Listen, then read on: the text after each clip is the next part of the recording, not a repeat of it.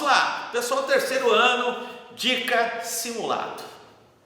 Volta na lei de Coulomb, dá uma repassada legal. Sempre é importante destacar aquela equaçãozinha K, Qzão, Qzinho sobre distância ao quadrado, relacionando distância ao quadrado com a força elétrica. Processo de eletrização sempre fica ligado que pode estar dentro dessa parte da lei de Coulomb, mas o elemento mais fundamental ou o assunto que mais puxa é campo elétrico, correto? Então lembrar a propriedade do campo elétrico, daquela energia, daquela aura que está envolta de uma carga-fonte ou de uma placa-fonte que é capaz de gerar, o assunto, que a gente está aqui valorizando, que é o campo elétrico.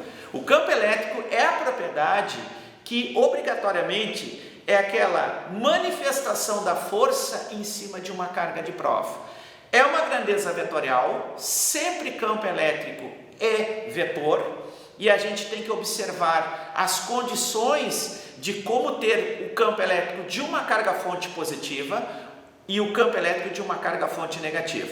Então chama a atenção de vocês, por exemplo, para esse modelo aqui. Aqui eu tenho uma carga, por exemplo, uma carga Q1, que é uma carga-fonte, ok? Aqui nós temos uma carga Q2 também, que vai ser uma carga-fonte, ambas são cargas-fontes. Nós temos aqui uma figura geométrica que é um triângulo, ok? Então essas duas cargas ocupam os vértices de um triângulo, correto? E esse terceiro vértice, nós queremos fazer uma certa investigação. Uma investigação de como será o campo elétrico resultante nesse ponto. Portanto, pessoal, lembrando aquilo que nós falamos, quando a carga-fonte é positiva, por convenção, o vetor sempre ele vai ser um vetor que tu vai representar no ponto, sempre de uma forma divergente. Quando a carga-fonte, que agora está em destaque, vai ser a número 2, ela é negativa, sempre nós vamos ter uma representação, de convergência. Então lembrando, carga-fonte positiva sempre diverge no ponto que tu está observando, que está sendo investigado. Carga-fonte negativa, sempre o vetor de representação no ponto investigado sempre vai ser convergente. Tá, e aí, professor? E aí que nós vamos ter que fazer agora uma resultante. Dentre uma das regras que foram explicadas, que foram trabalhadas dentro da sala de aula, nós temos a regra do polígono, correto? Que eu não vou usar aqui, mas poderia. Eu vou usar, por praticidade, eu vou usar a regra vetorial, de soma vetorial, a regra do paralelogramo. Então a gente vai fechar aqui, um paralelogramo, certo? Desenha, traça uma paralela ao vetor E2, traça uma paralela ao vetor E1. E aí nós vamos chegar nessa representação vetorial que vai ser aqui destacada em vermelho e, portanto, nós vamos ter o campo resultante. Então é interessante que vocês retomem a ideia de campo resultante representado pelas cargas-fontes, tá? Sempre vai ser uma soma vetorial.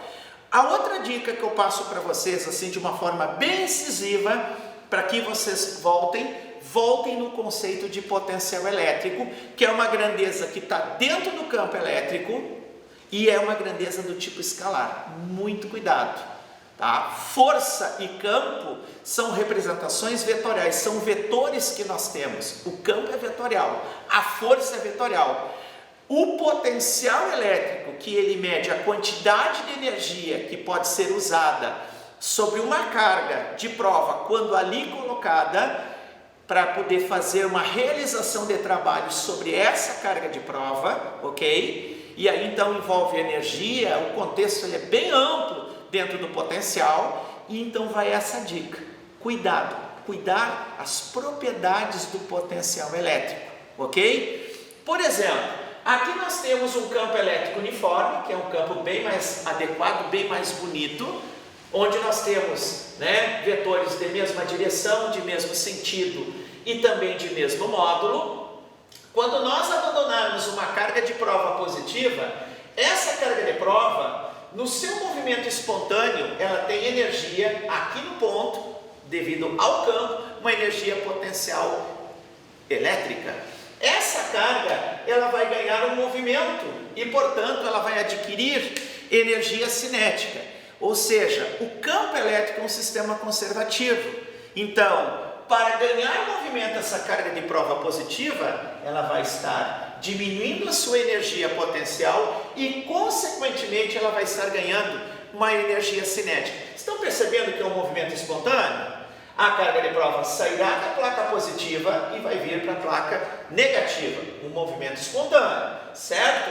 Da mesma maneira, se eu soltar uma carga de prova negativa, aqui tem um acúmulo de energia, no ponto de energia potencial elétrica. Essa carga de prova, ela também vai se mexer, vai se mover num movimento espontâneo. A força elétrica vai empurrar da placa negativa para a placa positiva e, consequentemente, mais uma vez, vamos enfatizar, ela vai perder energia potencial para ganhar energia cinética. Vale também destacar para vocês que uma carga só se mexe porque tem uma diferença de potencial. Lembrem-se das superfícies equipotenciais ou das linhas equipotenciais, que são sempre perpendiculares a essas linhas de campo que nós temos aqui, correto? E a carga só vai ganhar movimento porque existe uma diferença de potencial. Se existir uma diferença de potencial aplicada sobre a carga, nós temos uma variação energética. Essa variação energética representa o quê? Trabalho. Então, lembrar a equação do trabalho. O trabalho que vai ser sempre obtido da força elétrica, vamos bater em cima da força elétrica, vai ser DDP vezes carga. Lembra? Diferença de potencial multiplicado pela carga de prova. Esse trabalho é um ponto importante. Observa, cuida bem para o nosso simulado. E lembrando também uma coisa, que essa energia, correto? Que o campo é conservativo e aí então a propriedade aquela, não interessa a trajetória que vai ser descrita dentro do campo elétrico. Nós vamos ter sempre uma conservação de energia, nós vamos ter sempre o mesmo trabalho. Então não interessa a trajetória, estamos falando de campo conservativo, de força conservativa, então a trajetória, descrita entre dois pontos aqui, de uma forma bem sintética, se sair desse ponto e chegar nesse ponto aqui, não interessa o caminho, se vai pelo caminho 1, se vai pelo caminho 2, se vai pelo caminho 3, não interessa qual caminho que a carga de prova, por exemplo, essa aqui positiva, saindo dessa equipotencial e chegando nessa equipotencial, o trabalho descrito ou o trabalho desenvolvido, a energia que vai ser usada, a sua variação será a mesma. Trabalho na 1 igual ao trabalho na 2 igual ao trabalho na trajetória 3. Todos os trabalhos serão iguais, porque o trabalho vai ser diferença de potencial multiplicado pela carga de prova. Certo, galera? Um abraço, boa prova!